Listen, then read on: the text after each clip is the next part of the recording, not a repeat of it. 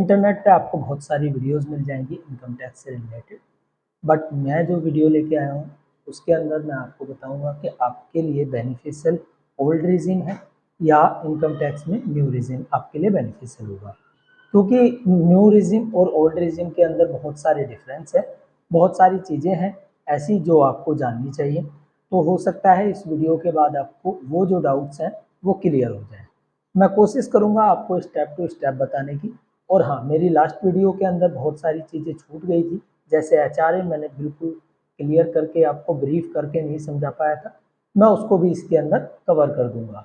तो वीडियो थोड़ी सी लेंथी हो सकती है, बट हाँ स्किप मत कीजिएगा, पूरी देखिएगा। हो सकता है आपके लिए बहुत बेनिफिशियल है और इन्फॉर्मेटिव वीडियो हो तो प्लीज़ सब्सक्राइब कर दीजिएगा। आइए सिंपल मेथड से समझते हैं कि आपके लिए ओल्ड रिजिम कितना बेनिफिशियल है और न्यू रिजिम कितना बेनिफिशियल है। बहुत स्टेप टू स्टेप चीज़ें समझाऊंगा। आप कहीं भी आपको डाउट होता है आप कमेंट बॉक्स में बता सकते हैं। तो ओल्ड रिजिम बेसिकली क्या है, रिजिम क्या है, ये टैक्स कलेक्ट करने के तरीके हैं। ओल्ड रिजिम यानी पुराना तरीका टैक्स कलेक्ट करने का और न्यू रिजिम यानी नया तरीका टैक्स कलेक्ट करने का। बड़ी सिंपल सी भाषा में अगर बात करें तो वो ही है। ओल्ड रेजिम के अंदर आप देखेंगे कि 2.5 लाख रुपए तक की आपकी इनकम है तो वो जीरो रहेगी, कोई टैक्स नहीं रहेगा, बिल्कुल भी कोई टैक्स नहीं होगा। नील टैक्स रेट है और नील ही अमाउंट है। 2.5 लाख रुपए से ऊपर 5 लाख रुपए तक की इनकम पे ये टैक्स कैलकुलेट होता है 12,500 रुपये 5% के हिसाब से। बट क्योंकि वहाँ पर एक इनकम टैक्स की रिबेट है 87A, उसमें आपकी जो 5 लाख रुपए तक की इनकम है वो रिबेट मिल जाती है, उस पर 12,500 रुपये तक का रिबेट मिल जाता है, आपका टैक्स जीरो हो जाता है। तो आपको जो भी टैक्स चार्जेस होंगे वो नहीं लगेंगे।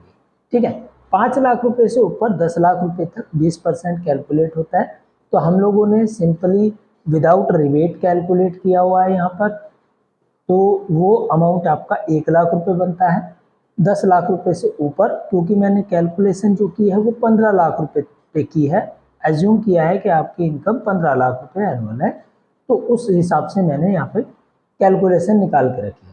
1.5 रुपये आपका 30% के हिसाब से यहाँ पे कैलकुलेट होगा। अब आते हैं न्यू रिजिम के अंदर।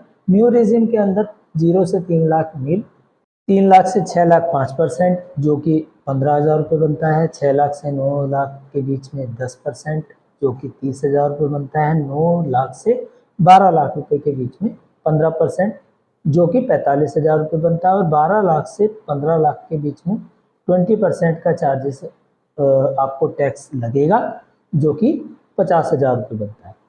तो ये है न्यू रिजिम के अकॉर्डिंग। अब थोड़ा सा सिंपल मेथड में समझ लेते हैं। अगर मेरी इनकम 15 लाख रुपए है तो मेरे को कौन कौन सी टैक्सेशन, तो कौन कौन सी एग्जाम्पशन मिलेंगी, कौन कौन सी डिडक्शन मिलेंगी, क्या उनका अमाउंट होगा, मेरे को टोटल इनकम कितनी सेव हो सकती है। एग्जाम्पशन लिख रखी है और दूसरी तरफ मैंने डिडक्शन लिख रखी है। एक तरफ जो एग्जाम्पशन मीन्स बड़ा सिंपल सा, जैसे कि नाम से समझ में आ जाता होगा, एग्जेम्प्ट कर देते हैं वो इनकम, एक पर्टिकुलर अमाउंट किसी हेड में आता है, वो अमाउंट हम एग्जेम्प्ट कर देंगे, आपकी इनकम में कैलकुलेट नहीं करेंगे।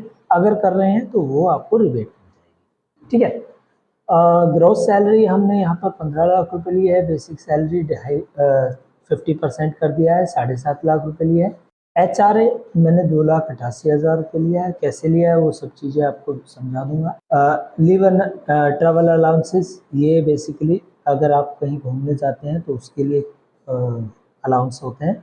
आपको यहाँ पे जो भी टिकट का चार्जेस हुआ होगा, आने जाने में जो खर्चा हुआ होगा, वो आप यहाँ पे क्लेम कर सकते हैं। यहाँ पे मैंने 60,000 एक मोटा मोटा आइडिया ले लिया। और रिम्बर्समेंट, बेसिकली रिम्बर्समेंट ऐसे कहें सिंपल सी भाषा में कि जो भी आपने खर्चा कंपनी के बिहाफ पे किया है वो आप रिम्बर्स करा सकते हैं। रिम्बर्स मीन्स मैंने पे कर दिया है और मुझे बाद में मिल जाएगा। रिम्बर्समेंट, आपने मेडिकल रिम्बर्समेंट सुना होगा, वो बेसिकली वही होता है कि आपने पे कर दिया हॉस्पिटल के अंदर और वहाँ से आपने इंश्योरेंस कंपनी को दे दिया, डॉक्यूमेंट्स वगैरह प्रॉपर दे दिए, तो वो कंपनी आपको रिम्बर्स कर देती है। ठीक है, अब रिम्बर्समेंट मैंने यहाँ पे 20,000 ले रखा है। Employer provident fund, sorry, employer provident fund basically 12% of this basic salary होता है, वो मैंने यहाँ पर 90,000 ले रखा है। अगर आपका भी, आपको एक बार सैलरी स्लिप में देखना पड़ेगा, अगर आपके भी सैलरी स्लिप के अंदर एम्प्लॉयर प्रोविडेंट फंड आता है तो आप वो भी रिबेट में मतलब एग्जाम्पशन में ले सकते हैं। तो ये वो हमने यहाँ पे ले रखा है। अब आते हैं डिडक्शंस के ऊपर। स्टैंडर्ड डिडक्शन सैलरीड पर्सन को मिल जाती है 50,000 रुपये। हर रीजन के अंदर ले सकते हैं आप, ओल्ड में हो या न्यू में हो, नो मैटर, आप किसी भी रीजन के अंदर 50,000 रुपये की स्टैंडर्ड डिडक्शन ले सकते हैं। Section 80C investment up to 1.5 lakh रुपये। सेक्शन 80C के अंदर कौन कौन सी इन्वेस्टमेंट्स आती हैं वो सब चीज़ें मैंने बड़ा ब्रीफ में समझा रखा है। तो यहाँ पे 1.5 लाख रुपये वो ले लिए हैं। Interest paid on home loan 2 lakh रुपये की मैंने यहाँ पे लिमिट होती है interest paid on home loan. अगर आपने भी कोई होम लोन ले रखा है और उस पर इंटरेस्ट पे करते हैं ईएमआई के थ्रू, तो आप उस भी अमाउंट को क्लेम कर सकते हैं। वो इंटरेस्ट जो भी आपका होगा शेड्यूल ऑफ चार्जेस से निकल आएगा, आप पता कर सकते हैं जिस भी इंस्टीट्यूशन से आपने होम लोन ले रखा होगा या बैंक से ले रखा होगा, तो इंस्टीट्यूशन से आप पता कर सकते हैं। तो 2 लाख रुपए की यहाँ पे रिबेट मिल जाती है। नेशनल पेंशन स्कीम 80CCD1B, इसके अंदर आप 50,000 रुपये क्लेम कर सकते हैं। इसके अलावा आता है health insurance premium section 80D। यहाँ पे मैंने एज्यूम किया है कि आप नॉर्मल पर्सन है, यानी सीनियर सिटीजन नहीं है, नॉन सीनियर सिटीजन पर्सन है। आप, आपके स्पाउस, आपके डिपेंडेंट चाइल्ड, तो ये एक फैमिली के अंदर आते हैं। और आपके मदर फादर सीनियर सिटीजन है, क्योंकि अगर वो सीनियर सिटीजन होंगे तो उनकी लिमिट 50,000 रुपये होगी। इसके लिए भी आपको मेरी लास्ट वीडियो देखनी पड़ेगी, उसमें मैंने थोड़ा सा अच्छा तरीके से समझा। तो 50,000 रुपये आपकी मदर फादर के लिए और 25,000 रुपये आपकी फैमिली के लिए, 75,000 रुपये यहाँ पे। और हाँ, एडिशनल 5,000 रुपये और भी आप ले सकते हैं, क्योंकि वो 1 साल के अंदर आप अगर हेल्थ चेकअप कराते हैं तो 5,000 रुपये और एडिशनल कर सकते हैं। मैंने यहाँ पर सिर्फ मेजर जो डिडक्शंस हैं वो ली हुई है, तो आप 5,000 रुपये उसमें भी ऐड हो सकते हैं, यानी 80,000 रुपये यहाँ पे आ सकता है। आपके एक बार देख लीजिएगा आपका कितना खर्चा हुआ है उस हिसाब से। Section 80E interest on education loan 80,000 रुपये का इसका अमाउंट हम लोगों ने लिखा है। हालांकि इसके ऊपर एजुकेशन लोन पे जो भी इंटरेस्ट जाता है उसका कोई भी लिमिटेशन नहीं है, आप कितना भी लिमिट में कितना भी पे कर सकते हैं, जितना भी आपका गया होगा। बाउंडेशन सिर्फ टेनर की होती है, पीरियड की होती है। 8 साल के अंदर अंदर आप क्लेम कर सकते हैं। 8 साल के अंदर अंदर जो भी आपने इंटरेस्ट पे किया होगा वो ही आप क्लेम कर सकते हैं, उसके अलावा नहीं कर सकते। ठीक है। अब नेक्स्ट आता है सेक्शन 80EEB, बड़ा इंपॉर्टेंट सेक्शन है। बेसिकली ये आजकल नई जनरेशन में इलेक्ट्रिक व्हीकल का ज़माना है, इलेक्ट्रिक व्हीकल फाइनेंस करवाते हैं आप, इलेक्ट्रिक व्हीकल फाइनेंस करवाते हैं तो उसके ऊपर जो भी इंटरेस्ट पे करते हैं, व्हीकल के ऊपर आपने जो भी इंटरेस्ट पे किया है वो आप क्लेम कर सकते हैं। इसकी अप टू 1.5 लाख रुपए की लिमिट होती है। आप अगर 1.5 लाख रुपए तक, ये भी सेम शेड्यूल ऑफ चार्जेस से मिलेगा। शेड्यूल ऑफ चार्जेस जिस भी इंस्टीट्यूशन से आपने अपनी व्हीकल फाइनेंस कराया होगा आप वहाँ से चेक कर सकते हैं। अगर 1.5 लाख रुपए तक है तो आप क्लेम कर सकते हैं, 1.5 लाख रुपए के ऊपर तो फिर 1.5 लाख रुपए ही, क्योंकि यहाँ पर बाउंडेशन 1.5 लाख रुपए की है। ठीक है। तो ये था आपका एग्जम्पशन और डिडक्शन। थोड़ा सा सिंपली एचआरए को समझ लेते हैं। एचआरए का फर्स्ट मेथड है, 3 मेथड्स में आप कैलकुलेट करेंगे, जो भी कम अमाउंट आएगा उसी को आप कंसिडर करेंगे इसके अंदर। फर्स्ट मेथड क्या है? फर्स्ट मेथड के अंदर एक्चुअल एचआरए रिसीप्ट, जो भी आपकी सैलरी स्लिप के अंदर दिख रहा होगा एचआरए, आप उसको कंसिडर करेंगे। या सेकेंड मेथड होता है rent paid minus 10% basic plus DA का, आप लोगों ने टोटल कर लेना है बेसिक प्लस डीए, मेरे को साल में टोटल कितना मिला, और उसमें जो आपने रेंट पे किया है, एक्चुअल में जो आपने रेंट पे किया है उसमें से ये अमाउंट माइनस कर देंगे, 10% ऑफ बेसिक प्लस डीए का। ठीक है, कैलकुलेशन निकल के आ जाएगी। एज्यूम कर लेते हैं कि आपने 4 लाख रुपए टोटल साल में रेंट पे किया, माइनस कर देते हैं 10% ऑफ बेसिक प्लस डीए। तो हमने जो कैलकुलेशन ली है इसके अंदर माना है कि 15 लाख रुपए आपकी एनुअल सैलरी है और उसमें से आपको बेसिक जो मिलता है वो 7.5 लाख रुपए मिलता है।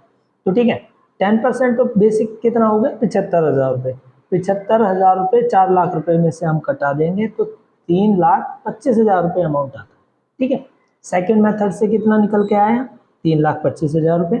अब तीसरा मेथड जो है वो 50% basic plus DA for metro city, 40% basic plus DA for non metro city. Metro city और नॉन मेट्रो सिटी आपको पता ही होगा, मेट्रो सिटीज दिल्ली, मुंबई, कोलकाता, चेन्नई ये है, और नॉन मेट्रो सिटीज बाकी नॉन मेट्रो सिटीज।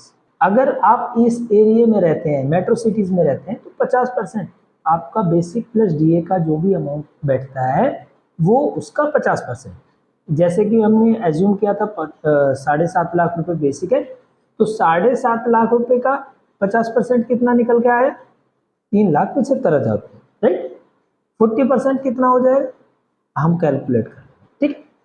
तो ये आप लोगों ने तीनों चीजें अलग अलग निकाल ली। एक्चुअल रिसीव कितना हुआ? मैंने यहाँ पे जो एक्चुअल रिसीव है, जो मैंने वो कहाँ पे कैलकुलेशन की है, वो ये मान के की है कि 24,000 रुपये एक्चुअल रिसीव एचआरए होता है। तो 24,000 रुपये के हिसाब से पूरे साल का 2,88,000 रुपये, इसलिए मैंने वहाँ पे वो 2,88,000 रुपये लिख रखा है। क्योंकि रेट पे 3,25,000 रुपये का बैठा है, ये भी ज़्यादा है, और 3,75,000 रुपये बैठा है थर्ड मेथड के हिसाब से, तो ये भी ज़्यादा है। तो हम जो भी लेस होगा, सबसे कम अमाउंट होगा, उसी को ले सकते हैं एचआरए के अंदर। तो हमने वही लिया है, 2,88,000 रुपये सबसे कम अमाउंट था, उसको हमने वहाँ पे कंसिडर कर लिया। ठीक है, अब नेक्स्ट, अब आपको स्क्रीन पे एक सैंपल कैलकुलेशन करके स्क्रीन नज़र आ रही होगी। मैंने इसके अंदर क्या किया है कि आपकी जितनी भी डिडक्शंस हैं, जितने भी एग्जाम्पशंस हैं, वो सारी यहाँ पे लिखी हुई। ठीक है, ओल्ड रिजिम में आपको क्या मिलेगा, न्यू रिजिम में आपको क्या मिलेगा, एक बिल्कुल ब्रीफ करके लिखा हुआ। तो आप 15 लाख रुपए में से ये टोटल माइनस करेंगे, तो स्टैंडर्ड डिडक्शन माइनस करेंगे, एचआरए माइनस करेंगे, एलटीए माइनस करेंगे, रिम्बर्समेंट माइनस करेंगे, employer provident fund contribution minus करेंगे, सेक्शन 80C माइनस करेंगे, सेक्शन 80D माइनस करेंगे, home loan interest paid minus करेंगे, सेक्शन 80CCD1B एनपीएस माइनस करेंगे, education loan interest paid minus करेंगे, section 80EB electric vehicle loan interest paid जो भी आपने किया है वो माइनस करेंगे, तो आपकी एक्चुअल इनकम आ जाएगी। एक्चुअल इनकम जो भी निकल के आएगी, आपने सिर्फ उस पर टैक्स पे करना है। और नेक्स्ट वीडियो में आपके लिए लेके आऊँगा, जो लोग बिजनेसमैन हैं, जो लोग सेल्फ एम्प्लॉयड हैं, उन लोगों के लिए कौन कौन सा टैक्स बचाने का तरीका है, किस किस तरीके से वो टैक्स बचा सकते हैं। हाँ, इसके अंदर मैं एक और चीज़ क्लियर कर देता हूँ, अगर आप सैलरीड पर्सन हैं तो कभी भी आप टैक्स रीजन को चेंज कर सकते हैं, ओल्ड से न्यू, न्यू से ओल्ड, ओल्ड से न्यू, न्यू से ओल्ड जा सकते हैं। बट बिजनेसमैन अगर आप हैं तो आप सिर्फ एक ही बार कर सकते हैं, आपको सिर्फ एक ही बार टैक्स रीजन चूज करने का ऑप्शन मिलता है।